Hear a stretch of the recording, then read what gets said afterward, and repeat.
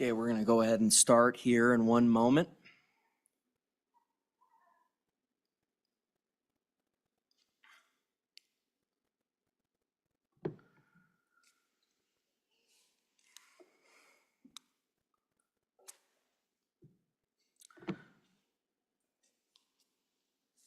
Good morning, everyone. The time is 10 o'clock, and welcome to all individuals for coming or for listening online. We will now convene the State Canvassing Board for the 2024 primary election. I will note for the record that all members of the State Canvassing Board are present. Governor Gordon is present, State Auditor Racinas is present, as well as State Treasurer Meyer, who is with us on Zoom, and myself, the Chairman Secretary of State. Treasurer Meyer, just if you could just give us a confirmation you are there. Yeah, I'm sure you could hear me. We did a sound test earlier, so. Yes. Yep, we're ready to go. That's definitely you. I could recognize that voice anywhere. Pursuant to Wyoming State statute, the State Canvassing Board shall meet no later than the second Wednesday following the election. The board shall review the state abstracts prepared by the Secretary of State's office, resolve any tie votes, and certify the abstract as the official state canvass. This meeting is being live streamed to the public via the Wyoming Secretary of State's YouTube page. Individuals who wish to give virtual public comment might do so through the Zoom link provided in the media release posted to the Wyoming Secretary of State's website. In order to facilitate public comment over Zoom, you will be put into a waiting room, and when you wish to comment, you can raise your hand and we'll make sure you are let in. The state abstract will indicate by county the number of ballots cast by political party if known, the total number of votes cast for each candidate, the names of all write-ins receiving a sufficient number of votes to affect the results of the election, and the number of votes for each and the number of votes received on both sides of each ballot proposition. At the outset, I want to take this opportunity to say this was a great election, and I want to thank the county clerks, election judges, poll watchers, and other volunteers that made the 2024 primary election a success. I also want to thank Wyomingites for voting, a crucial part of our republic. I want to emphasize my thanks to the 23 county clerks. We faced some challenges. We don't agree on everything, but when we did face challenges, we worked together to overcome them in the Wyoming way. I want to note that this was the third election where voter ID was used, a very important election integrity reform passed in 2021 with House Bill 75. And it was the first election where a very important election integrity reform specific to the primary, the bill stopping crossover voting, was in effect. It was also the first election where we had 28 days of early and absentee voting, 45 days of UACAVA voting after it was adjusted in the 2023 general session. Our election director, CJ Young, is going to go into a few of the issues we encountered on election day. Director Young is joined by Mr. Paul Rains, our assistant director of elections. And I want to talk for a moment. We have a staff of 3 in the elections division, and they work very hard. We also have a culture in the Wyoming Secretary of State's office of interdivision assistance. In our business division, we're number 2 in the nation in business filings. We always say we have 75% of the work of Delaware, but 10% of the staff. We have about 11 when Delaware has over 110. So in order to assist the business division, other divisions assist the business division so they can meet various needs in statute and requirements in statute. And it goes the reverse way during the election cycle where divisions across our agency assist the election division. Individuals from all of our divisions form teams to help on election night to make our reporting last Tuesday a success. Our office was there past midnight on election night working hard, and really appreciate that as well. Director Young, I'm going to go ahead and turn this over to you. I do want to I know we had agendas out there. We're going to have 3 rounds of public comment. It's a little different the way we're doing it this year. We're going to have public comment after the presentation of the statewide abstract, the presentation of the write-in abstract, and then we'll have one last opportunity for public comment. So I really believe in public comment, and we're going to have 3 opportunities for it during this meeting. Director Young, I'm going to turn that over to you. Thank you. Thank you, Mr. Chairman. Good morning to the State Canvassing Board. Thank you first for your time and being here today. For the record, my name is CJ Young. I'm the Elections Division Director at the Wyoming Secretary of State's office. As the Secretary mentioned, to my left is Paul Rains. He's our Assistant Director in the Elections Division. We also have, I think out in the audience, we have Jesse Naiman over as our Deputy Secretary of State, as well as some of our Tech Division staff, including our Tech Director, Micah Faffi, over there, so helping make all this possible. So this meeting is being streamed live, just so everyone knows, to the Wyoming Secretary of State's YouTube page, and that's so members of the public can observe the process, as well as participate in the public comment via the Zoom link by registering. That link was provided on the meeting notice. So, and the Secretary referenced it a little earlier. The first thing I'd like to do is recognize the efforts of all 23 Wyoming County clerks, their staff, and their election judges who work so hard to make this primary election a success. And I think we have at least one clerk with us. So Let's give him a round of applause. yeah.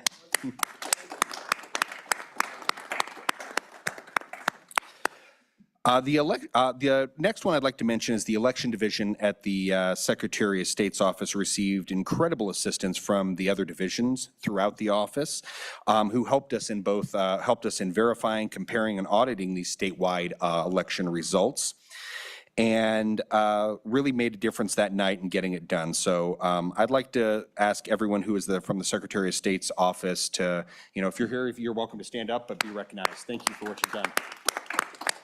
We got a small group over there. Thank you, guys. Nope, back there too. Thank you. And lastly, I want to offer a special thank you to the Wyoming Office of Homeland Security, as well as the Wyoming Highway Patrol Division O, and our many other partners throughout state government, local government, and federal government who help support this election.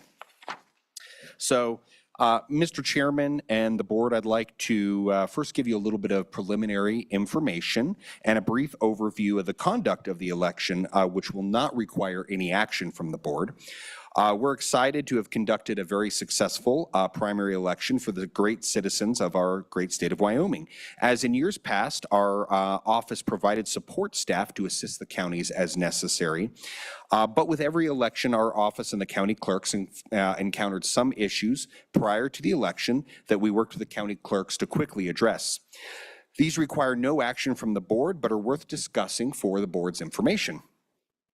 First, regarding the public testing of voting equipment, it was brought to our office's attention that many of the counties did not test their voting equipment in accordance with Wyoming law, as our office guidance which conformed to the Wyoming law, specifically regarding the assigning of different number of valid votes to each candidate for an office, which is important to ensuring electronic voting machines are accurately counting and tabulating the votes for each candidate when the actual ballots are tabulated. When this issue was identified, it was immediately communicated to the county clerks, who subsequently retested their equipment in accordance with Wyoming law. And as the Secretary has noted, we really appreciate the county's efforts in getting that equipment retested. There were also some questions that were raised concerning the voting equipment utilized by Wyoming's 23 counties, more specifically the Delkin thumb drives, the USB formatting equipment utilized by the counties, and the certification of ballot on-demand system equipment. There was also a concern regarding whether voting systems were updated with the newest antivirus software. We do take these concerns very seriously, and we work to quickly communicate these to our vendor, ES&S, as well as the United States Election Assistance Commission, also referred to as the EAC, and the EAC's accredited certification lab, ProV&V, to address these concerns and make sure that the issues were looked into. ES&S, the EAC, and ProV&V issued responses to these concerns, and our office is happy to provide anyone with these concerns the information which was provided to us. Turning to Election Day, there were a few issues encountered on Election Day which were resolved by the respective county clerks prior to the county canvass, but which should be mentioned to the State Canvassing Board, again for your information. Two issues, to be exact, that are worth noting and do not require action for this board are first, in Sweetwater County, one DS-200 jammed during tabulation, resulting in 3 ballots being improperly double cast. After the polls were closed, the receipt tape was printed as proof of the election night results, and the ballots were brought into the electionware to produce the unofficial results. These ballots were then tabulated on a different DS-200 that was previously designated as a backup for this polling location. The second run stick, the USB stick, with the correct ballot total was brought into electionware, and the result totals were updated with the release of the official county results. Due to one provisional ballot being properly counted, the difference between the unofficial and the official results is 2 ballots. So that was the first issue. The second issue, in Lincoln County, one election judge removed a DS-200 media stick a little bit prematurely during the machine's closing process, leading to the corruption of the data on the media stick. Ballots were then secured via the county's chain of custody and transferred back to the county clerk's office. A DS-200 previously tested during the logic and accuracy was prepared to run the ballots upon their return. The ballots were run through the machine and tabulated properly. So I want to point out these moments highlight that whenever issues arise, we're committed to addressing them. There are contingency plans in place for election incidents, and we have trainings and exercises around the year to prepare these staff for these difficult situations.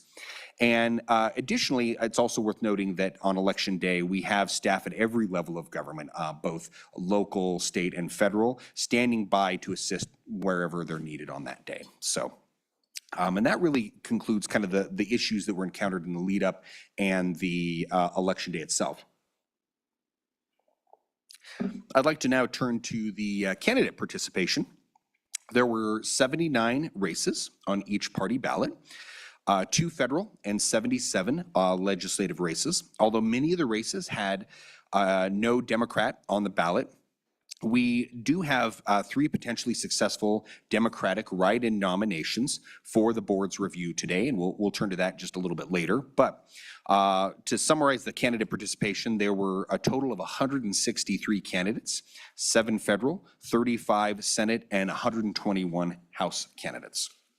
So, moving forward on our agenda, I'd like to move into voter turnout. So that's moving to your voter statistics. This can be found in your summary packet. You will see Wyoming's voter turnout. While it is lower than years past, it's somewhat to be expected based on the lack of statewide offices that are up for election. In addition, these numbers are not completely out of the ordinary, given this was not a primary with as much national attention as we had in 2022, specifically with the candidates for the United States House of Representatives. 2020 was also the COVID year, which had national voter turnout campaign that the federal government conducted. And in 2018, we had all 5 statewide up, including the open governor's race. So when viewed in that way, 2016 is really, in many ways, a comparable year in terms of context. And it's also important to note that this was the first year with the bill in place banning crossover voting. You'll see that we had a turnout of 54% this primary election, with 122,718 Wyomingites voting in this primary, which is 2% higher than the 2020 primary election, which reported a 52% turnout. I would also note that the registered voters recorded the day prior to the primary election was 226,062 out of 454,508 voting age population. And that's based on estimates from the Wyoming Economic Analysis Division of the Wyoming Department of Administration Information. And that gives us 27% of the voting age population which turned out to vote. Additional information in comparison to past elections can be found in that summary packet that was provided to you. It's also posted online. Moving on from the voter turnout, I'd like to now address the post-election audit. which was conducted in all 23 counties, and that is pursuant to Wyoming Statute 22-6-130. So in accordance with Statute 22-6-130, all counties are required to complete an audit of a statistically significant sample of contests using the statistical model developed by the University of Wyoming Department of Mathematics and Statistics. In order to facilitate compliance with statute, and because of the county clerk's decision to utilize the post-election audit procedures used in 2022 election cycle, the Secretary of State's office assisted the counties with the execution of the UW model per the clerk's decision to utilize the post-election 2022 audit procedures. As you may know, we utilize a statutory formula developed by the UW Department of Mathematics and Statistics, and this mathematical tool considers the race with the closest margin of observable difference to determine the sample size, or races on the ballot. This is done to audit, this is so that we audit what is statistically significant. The counties reported no finding or observations from the audit conducted of the ballots this year. There is information in regards to this audit in your summary packet, and we can turn to that summary packet if you don't have it open already. Again, as I mentioned, this has several useful information that we've already discussed in there, but it does draw out the key components of the audit, as well as an overview that relates to all the statutes today pertaining to canvassing board, just for your convenience. It also has the voter turnout we talked about earlier and additional supportive information. So we've got one more section there in the general information I'd like to cover briefly. That's regarding recounts. So on the next page in your packets, you'll see the statutes regarding recounts. And so the specific statute is 22-16-109. There was one mandatory recount, which is House District 62, where the difference in votes was less than 1%. In House District 62, which spans Converse and Trona counties, there was a mandatory recount between Edis Allen with 787 votes and Kevin Campbell with 794. These recounts were conducted by both the Converse and Trona County clerks. Following the recount, there was no change in either county, and no change in either county, with the winner being Kevin Campbell as the House District 62 Republican nominee, winning by 7 votes. So really close one. Every vote matters. So, I believe at this time, Mr. Chairman, that concludes my general overview. So if you, with your permission, I'd move into the presentation of the results. Yes, Director Young, is there any questions? All right, go ahead. Thank you. All right, so I'd like to go ahead and walk the board through the 2024 statewide primary election abstract, and then allow for public comment before any motions from members of the board. So, Mr. Chairman, the statewide abstract was verified, compared, reconciled, and audited. The first section begins with the total ballots cast data. The first page is the total ballots cast statewide, which is broken down by county and by party with totals at the bottom. Following the statewide total ballots cast is each county's total ballots cast, which is broken down by precinct and by party with totals at the bottom. If you look at each county total, which is again broken down by precinct, you will see that the total ballots cast will reconcile with the statewide ballots cast for that county. The next section is the statewide candidate summary. Each race is again broken down by county and by party. The first race is for the United States Senate, with Senator John Barrasso being the Republican nominee and Scott Morrow as the Democrat nominee. The second race is U.S. Representative, with the Republican nominee being Harriet Hageman and the Democratic nominee being Kyle Cameron. And that concludes the statewide races. So pretty small in the statewide races this year. The next section is the statewide summary of the 15 state Senate races on the ballot, broken down by county and party with totals again at the bottom. The following section is the statewide summary of the 62 state house races, which is the largest section. And again, it's broken down by county and by party with totals at the bottom. The final section is a precinct by precinct results organized by county and party with totals at the bottom. The final section is write-ins, which we'll present here shortly. So, Mr. Chairman, I'll turn it back over to you.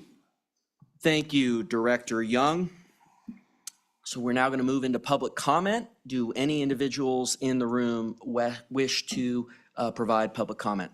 And if you're online on Zoom, now is a good time to raise your hands as well. We'll start with public comment in the room. Anybody wish to publicly comment? Going once, going twice. Okay. Yes.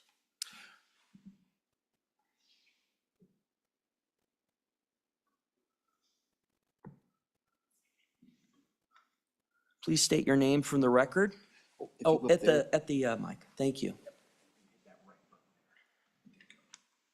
Hello, my name is Susan Graham. I'm a resident of Cheyenne, Laramie County, and a precinct committee woman for the Laramie County GOP.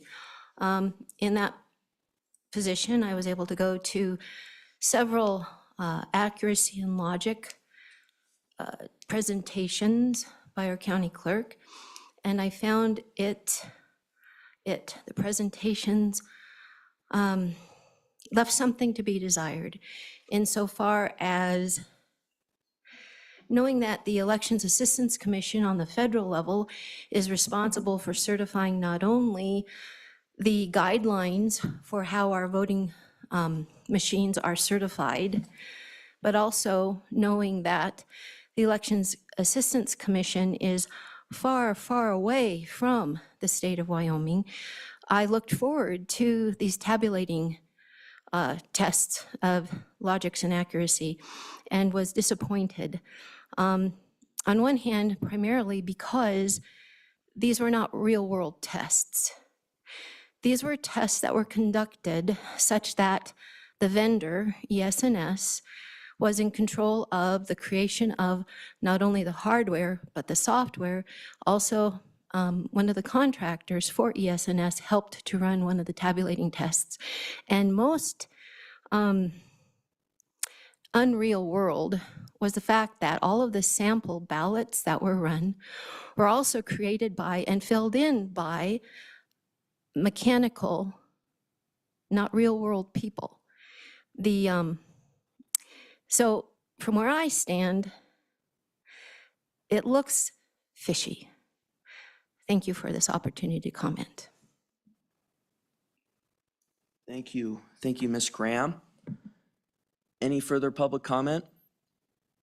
And I do think we're going to continue to work on the logic and accuracy test statute. I'm very excited about that, in addition to other reforms in future legislative sessions. Any other public comment in the room? Going once, going twice, going 3 times. Okay, so now we go over to Zoom. Mr. Foffey, do we have any hands up? And if anyone would like to testify, please raise your hand. No hands raised? All right. Going once. I'm actually going to have it 5 seconds on this one. Please raise your hand if you'd like to testify and you're on Zoom. Going once, going twice, going 3 times, going 4 times. Closed. No hands raised? Okay. Okay. Go ahead, Director Young. Mr. Chairman, at this time, I would recommend that the board take action on certifying the statewide abstract as the official state canvass. Thank you, Director Young. Is there a motion?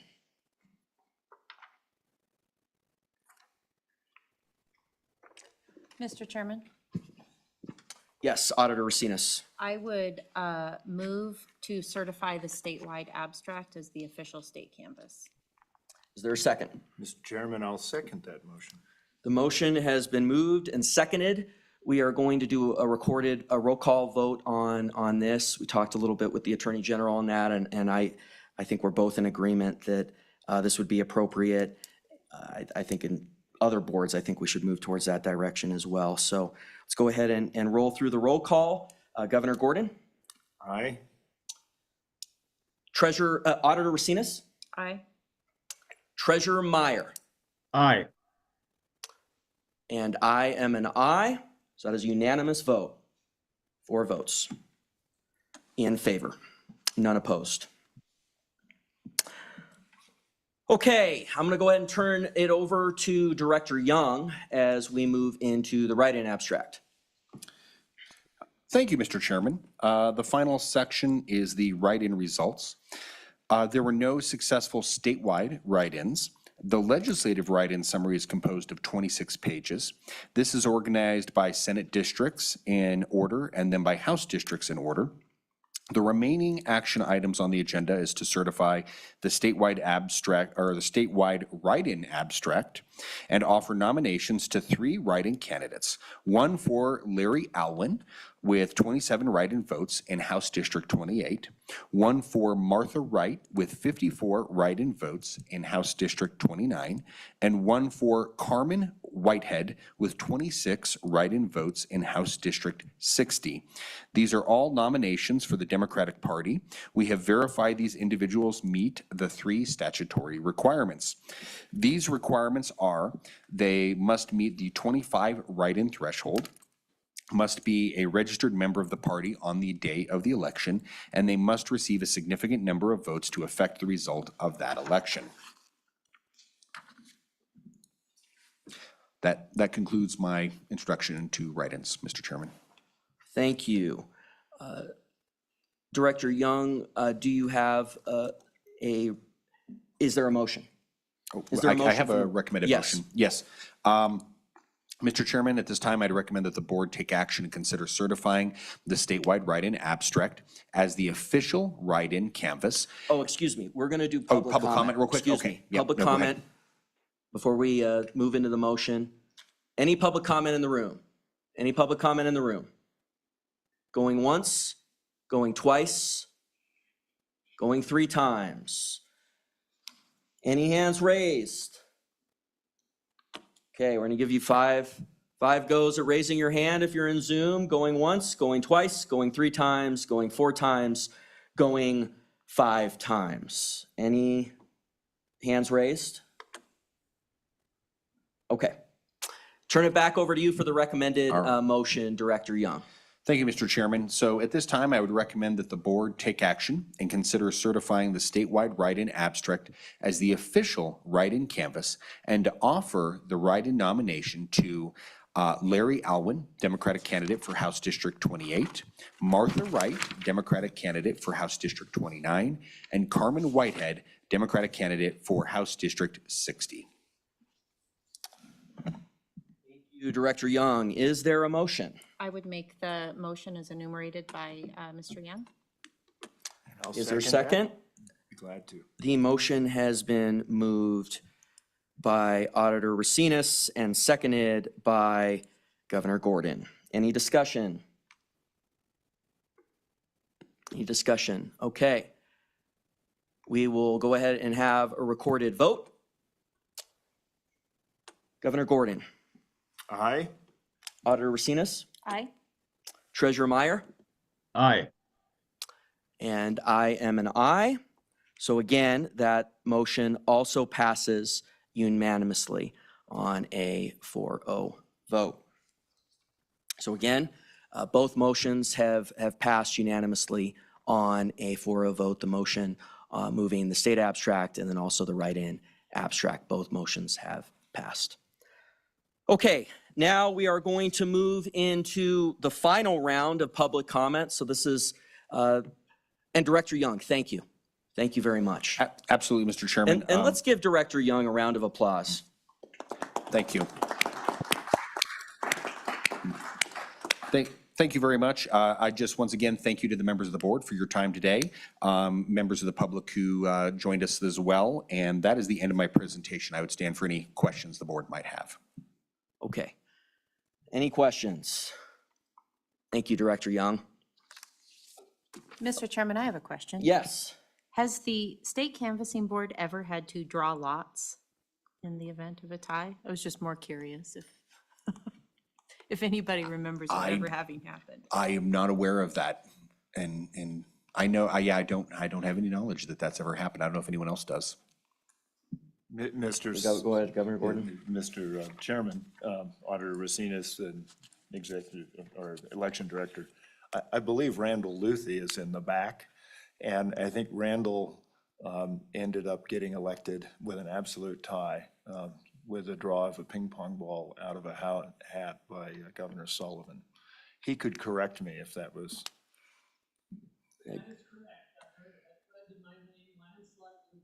Wow. Well, very interesting. And the statute is very detailed on that process. Yeah. Mr. Chairman, it Auditor doesn't specify ping pong Yeah, it balls, does not but do it's that. very, But it does lay out that process. Mr. Chairman, Yes, Auditor Director Racinas, Young. I do know of one, as you know, I'm a bit of a Wyoming history buff. I know of one time early in our election history where there was a tie for a legislative race real early, and they used a coin toss in the rotunda to make that decision. Thank The you. governor facilitated it and had somebody call in the air, so. Mr. Chairman, Yes. if I may, I just want to congratulate you and your office and staff for an exceptionally well-run, and I also carry that to the clerks. Thank you, Malcolm. It's nice that Wyoming can be confident, and I think you've brought a lot to that. And Election Director, thank you for your service there. Thank you, Governor. Thank you, Director Young. Thank you, Governor Gordon. With that, we are going to go ahead and move into the final round of public comment. We again will start in the room. Anybody in the room wishing to publicly comment? Yes, Clerk Irvin. I was waiting. You went for the final round. Thank you for coming. Mr. Chairman, my name is Malcolm Irvin. I'm the Platte County Clerk, and I have the privilege of representing the County Clerks Association today. Really respect the division of that duty, and so I didn't want to speak until you had the chance to do your work. But I did want to congratulate and thank you for you and all your staff for their hard work and receptiveness. You know, sometimes cell phone carriers take advantage of you with an unlimited cell phone plan, but on Election Day, that is not the case. On Election Day, it's an effort to manage small hiccups. And so I want to thank you and your office for being so accessible, not just on Election Day, but leading up to it. It really does help us quite a bit. And it's a big effort, and we appreciate all of the assistance. And I know there's room for improvement. We'll strive to continue to make that, but I think that the 2024 primary, from our perspective, was a success. So I want to thank you. Thank you, Clerk Irvin. Any questions, comments? The board? Thank you, Clerk Irvin.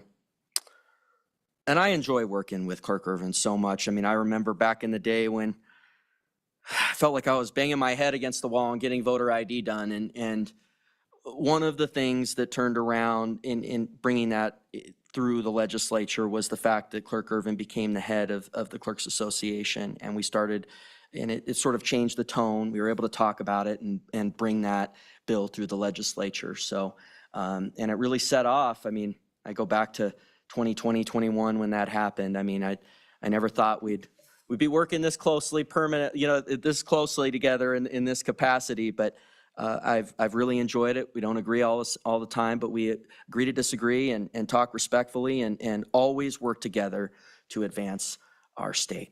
So thank you, Clerk Irvin. Any other public comments in the room? Going once? Yes, Richard, Mr. Garrett, please introduce yourself. Come on forward.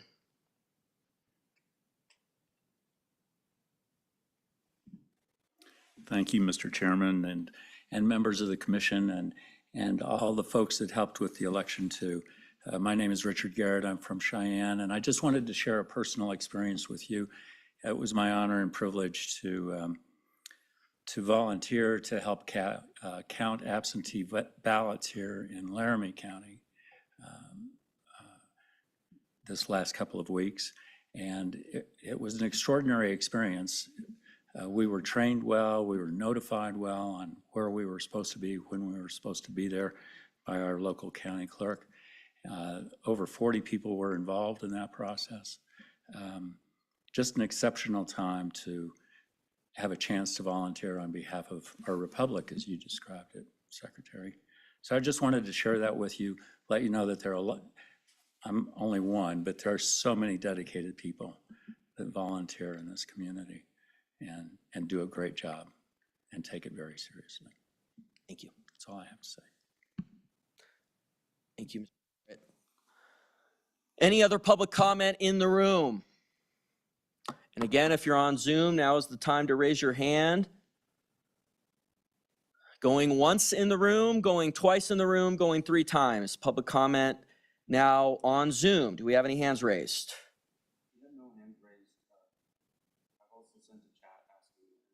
Okay. Yeah. Before we move into the count, maybe we'll wait a few seconds, a couple seconds. Again, this is the time to raise your hand if you are going to comment over Zoom. It was a huge priority of this administration to make sure that we were going to have the opportunity for Zoom comment. And even though it looks like nobody took advantage of that, I think it's a very important thing to have. So going once, going twice, going 3 times, 4 times, and now 5 times. Any hands raised?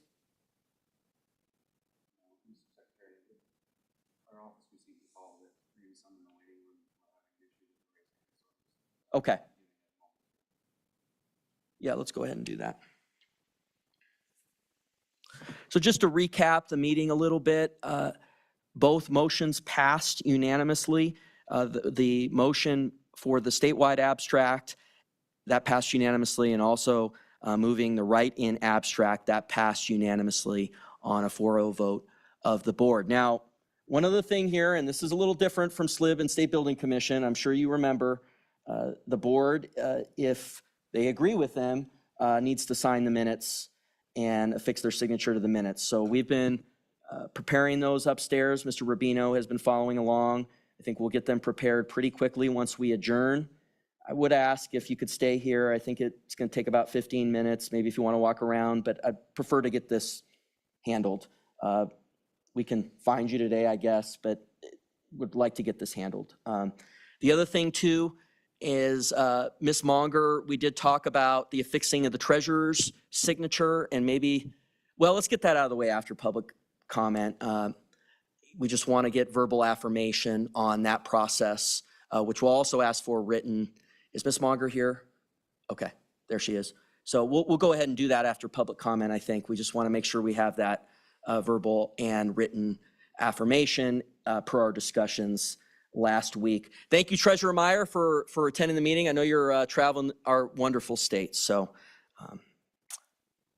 Yeah, I've got actually 3 meetings I should be at this time, but this is the most important because this is the meeting that allows us a representation by our elected officials. So, Yes.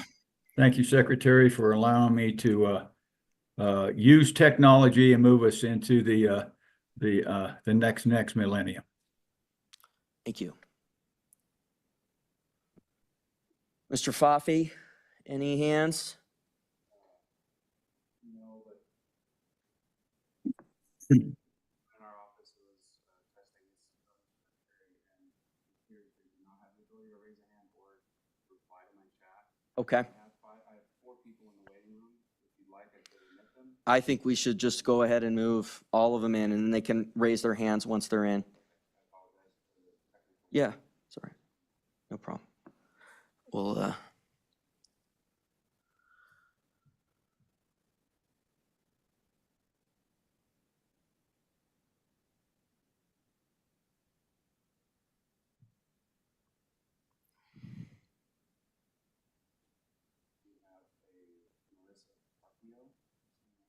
yes. So Ms. Carpio, why don't you just go ahead and unmute if you'd like and just verbally affirm whether you'd like to publicly comment?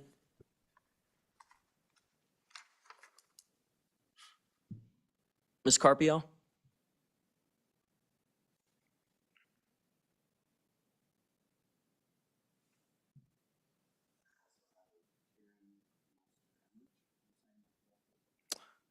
Yeah, Mrs. Emmerich, I think. Karen Meister Emmerich. If you'd either like to raise your hand or unmute, Ms. Emmerich, if you'd like to comment. And if you don't, unmuting and saying you don't, I have no issue with that as well. Do you think they're in there? Okay. Okay.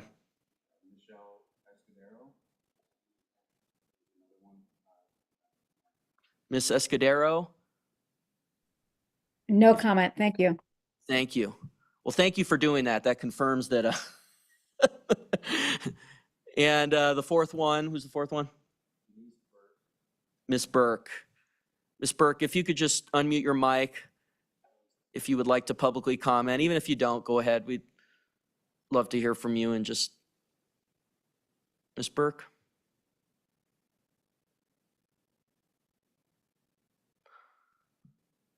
Okay, well, we haven't heard anything there, so go ahead and keep them in the waiting room. If they raise their hands or if they unmute, we'll go ahead and keep that open till the end of the meeting.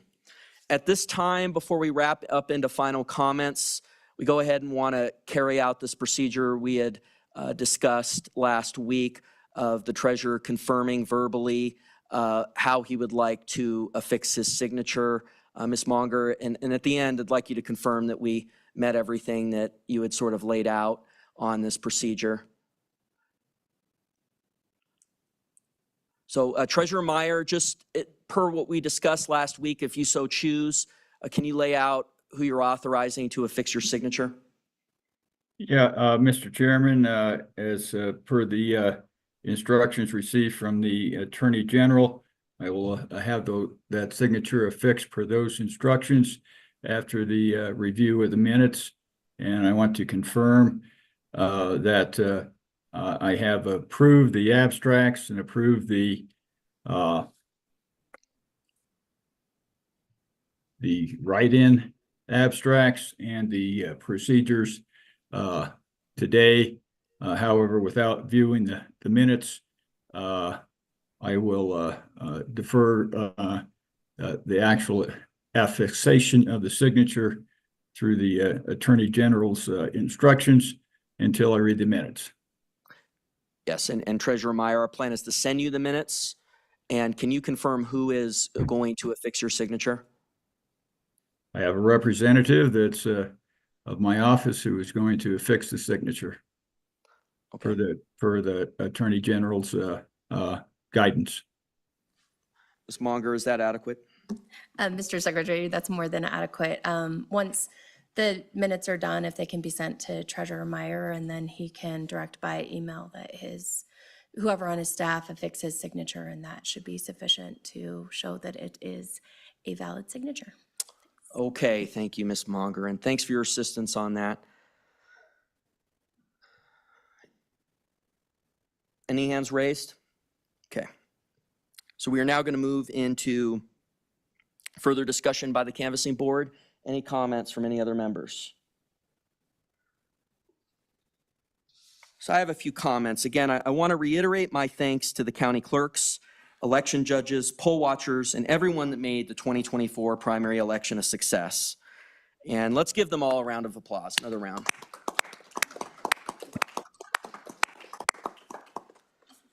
Yes. We do have someone who, if you haven't closed public comment, or if you still take public comment, we have someone. Yes, go ahead. Who is it? Ms. Carpio? Okay.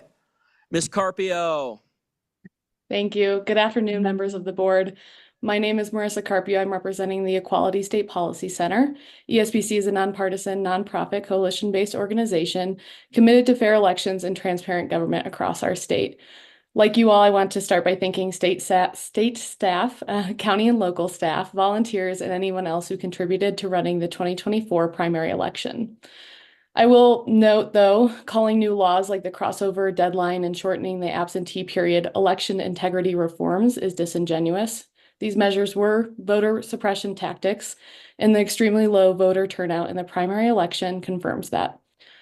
However, it is hopeful to hear that the County Clerks Association, the Secretary of State's office, and volunteers like Mr. Garrett are working together. So thank you for this meeting and thank you for your time.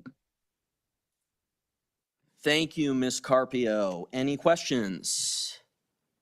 Comments, anything? All right. Oh, did you have a question? Okay. Thank you, Ms. Carpio. Any other hands raised? Okay. So we're gonna go ahead and close public comment. Going once, going twice, going 3 times, going 4 times, going 5 times. Public comment is now closed. And again, I want to reiterate, wrapping up here, my thanks to the county clerks, election judges, poll watchers, and everyone that made the 2024 primary a success. I want to especially thank all the county clerks who conducted their public tests of voting equipment in accordance with Wyoming law. Specifically, I want to thank county clerks who made efforts to retest their equipment in accordance with Wyoming law to ensure compliance with 22-11-104B Romanet 3. The emphasis for our administration is that we're always improving, and I want to make sure everyone is aware from this that we are always working on improving our elections. I think there's definitely some reforms that could be made to make our elections better and better, and want to run through a few of those. I also want to note that our office will be contacting the write-in candidates to offer them respective nominations, and our office will prepare certificates of nomination to be distributed to all successful primary candidates pursuant to Wyoming state law. But I want to emphasize a few of the reforms that I think we need to continue to do to make our elections better. One of the things we've been wanting to work on is proof of residency and proof of citizenship for registering to vote. Currently in the Wyoming Secretary of State's rules, there is a process for proof of identity, but what we don't have is proof of residency and proof of citizenship. And chief among the institutions being threatened by the endless wave of illegal immigration are our elections. And with the 2024 election rapidly approaching last year, I took action as Wyoming's chief election officer, proposing a Wyoming-based solution to ensure illegal immigrants would be prohibited from voting in Wyoming's elections. In late 2023, my office proposed and subsequently adopted rules which would have required documentary proof of Wyoming residency and prevented illegal immigrants from registering to vote in Wyoming. These rules received overwhelming support from the public. Unfortunately, they were vetoed by the governor, and I remain hopeful that we can address this issue because it needs to be addressed. In addition, we have no durational residency requirement in Wyoming. There were a series of court cases from the 1970s that undid the durational residency requirement in the Wyoming State Constitution. But there are durational residency requirements that survive constitutional muster, and over 25 states have them, and they filled in the gaps since these series of decisions in the 1970s. And I believe we need to have one of these durational residency requirements in Wyoming. Our efforts to have that durational residency requirement did not make it through the legislative process, and it is so important that we get that done. Further on drop boxes, the plain language of Wyoming Statute 22-9-113, which provides the completed absentee ballot shall, quote, be mailed or delivered to the clerk, does not allow for unattended ballot drop boxes as a means of delivering absentee ballots to the clerk in terms of my position on them. The strained interpretation only came about during the government's response to COVID-19, and the directives authorizing them are no longer in effect because I explicitly rescinded them, and also the state of emergency has ended. As Wyoming Secretary of State, I remain committed to preserving the integrity and confidence in Wyoming's elections. I remain convinced that the use of unstaffed and unattended ballot drop boxes is not best for our state and lacks statutory authorization, and I'm strongly opposed to their use. I do think we stopped the spread of them, and there were the expansion of them did not occur. There were 2 counties that ultimately did not move forward with them, and we're going to continue to work on that issue. And then another big key reform is continuing to approve election audits and post-election audits. In terms of turnout, wanted to make a couple notes on that. I think there's 2 big factors that played a role in reducing turnout. One is the fact that we have an election integrity measure that stopped one party from going into another party's primary, the ban on crossover voting. And then I think a lot of the biased media coverage did, one-sided media coverage did affect turnout in a number of different respects. But that's something that we're going to continue to work on. So I look forward to working to make to make these reforms. I'll never give up on doing this important work for the people of Wyoming. And again, I want to thank everyone, the county clerks, election judges, poll watchers, and everyone that made the 2024 primary election a success. Again, we, after adjournment, are going to complete preparing the minutes. Would appreciate if you could stay down here. I'm going to take a brief look at them upstairs, and then we will bring them down for everyone to affix their signature if they so choose pursuant to Wyoming state law. With that, I will entertain a motion to adjourn. Second? The motion to adjourn has been moved by the auditor and seconded by the governor. Any discussion? That's not debatable, excuse me. All those in favor, please say aye. Aye. And I'm an aye as well. All three were ayes, and I'm an aye as well. So we will adjourn the meeting, go ahead and move the minutes down. And just for sake of consistency, if we could just go through the roll call. Governor Gordon on the adjournment, are you an aye? Aye. Auditor Racinas? Aye. Treasurer Meyer? Aye. And I am an aye as well. That is 4 ayes for adjournment. Adjournment unanimously passes.